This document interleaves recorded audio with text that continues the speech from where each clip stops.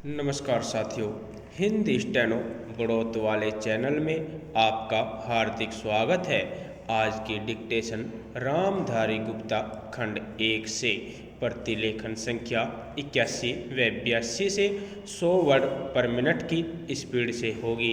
तो आइए शुरू करते हैं। डिक्टेशन शुरू होगी 5 सेकंड बाद।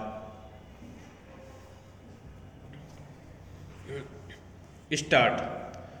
महोदय, राष्ट्रपति ने अपने भाषण में राजभाषा आयोग की रिपोर्ट के संबंध में कहा है कि हम सदस्यों की राय लेकर भाषा संबंधी कोई नीति घोषित करेंगे। मैं समझता हूँ कि भाषा का प्रश्न इतना जटिल नहीं था जितना कि उसको बना दिया गया है।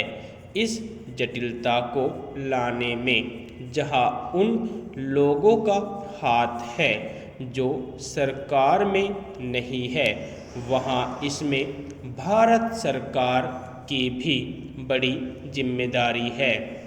मुझे वह दिन याद है जब मैं छोटा था और देश गुलाम था।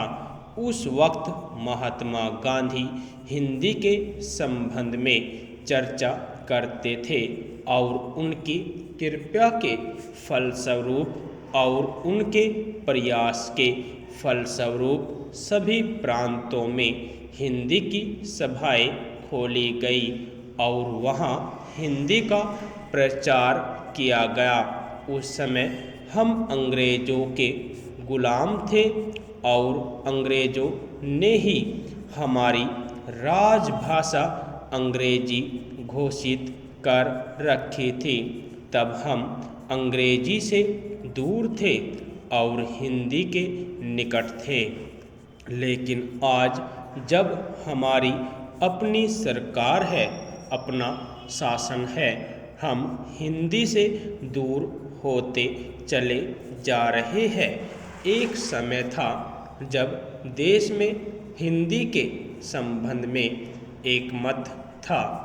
जब देश स्वतंत्र हुआ उस समय हिंदी के संबंध में घोषणा हो जानी चाहिए थी, लेकिन उस समय सरकार चुप हो गई। अब जो देर हो रही है, इससे भाषा संबंधी समस्याएं बढ़ती जा रही है। मैं नम्रता के साथ सदन के सदस्यों के सम्मुख यह निवेदन करना चाहूँगा कि कितनी विचित्र स्थिति है कि आज हमको अंग्रेजी भाषा का मोह पैदा हो रहा है। आज हिंदी देश की मुख्य भाषा है, इसमें कोई दो मत नहीं हो सकते। यह सबसे अधिक बोली जाने वाली भाषा है। आज इसका विरोध बढ़ता जा रहा है। कुछ ऐसी बातें हो रही है जिससे मालूम होता है कि हिंदी का विरोध प्रादेशिक भाषाओं से है, लेकिन ऐसा नहीं है। सच पूछा जाए तो बात यह है कि अंग्रेजी भाषा के स्थान पर हिंदी को लागू करने का प्रश्न है। प्रांतों में काम प्रादेशिक भाषाओं में हो, किंतु केंद्र में तो हिंदी भाषा भाषियों को और कुछ जो अहिंदी भाषा भाषी लोग हैं उनको यह गलतफहमी हो रही है कि हिंदी वाले बलपूर्वक हिंदी को राजभाषा बनाना चाहते हैं, लेकिन इसमें कोई इस प्रकार का प्रश्न नहीं है। यह तो केवल आपस में समझने का प्रश्न है। किसी स्वतंत्र देश में ऐसा नहीं है।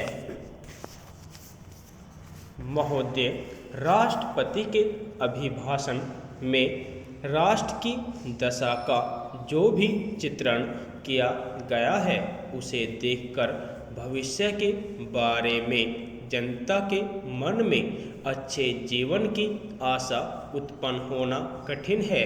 अभिभाषण में अधिक बल शासन ने अभी तक जो कुछ किया है उसकी ओर दिया गया है, जबकि यह सदन और राष्ट्र की जनता आज हमारे सामने जो संकट खड़े हैं उनका निराकरण किस प्रकार किया जाएगा, इसके संबंध में मार्गदर्शन की आशा करती थी।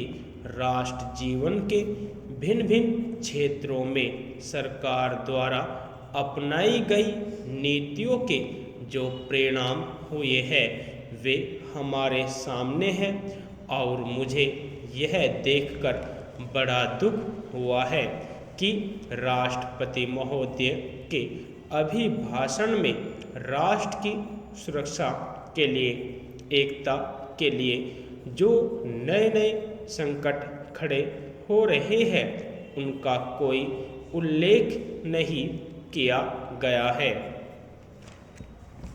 कुछ ही दिन हुए हमारे रक्षा मंत्री ने एक भाषण में कहा था कि भारत 100% सुरक्षित नहीं है। किसी देश का रक्षा मंत्री सार्वजनिक रूप से इस तरह के विचार व्यक्त करे तो यह प्रश्न स्वाभाविक रूप से खड़ा होता है कि राष्ट्र की सुरक्षा की ओर, जो कि सर्वोपरि है, ध्यान देने के लिए पूरा प्रयत्न क्यों नहीं किया गया।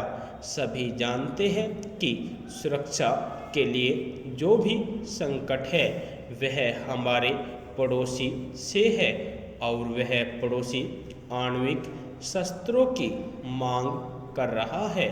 वे शस्त्र किसके विरुद्ध काम में लाए जाएंगे, इसके संबंध में किसी को संदेह नहीं है, किंतु प्रश्न है क्या हमारा सैनिक बल, हमारा साज सामान किसी भी आक्रमण का सफलतापूर्वक सामना करने में समर्थ है।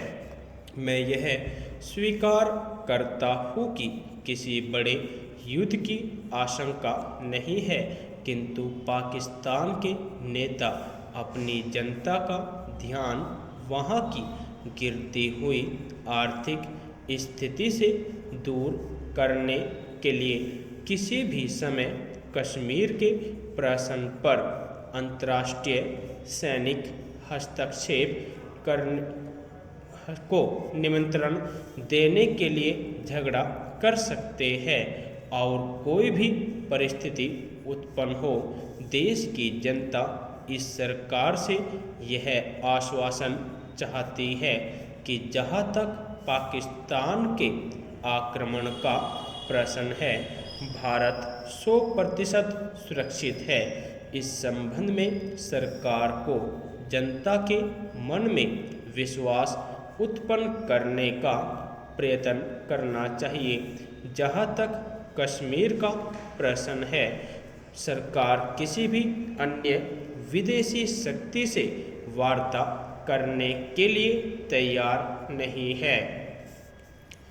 यदि आपको डिक्टेशन अच्छी लगी हो तो हमारे चैनल को सब्सक्राइब करें तथा वीडियो को लाइक व शेयर भी करें। धन्यवाद।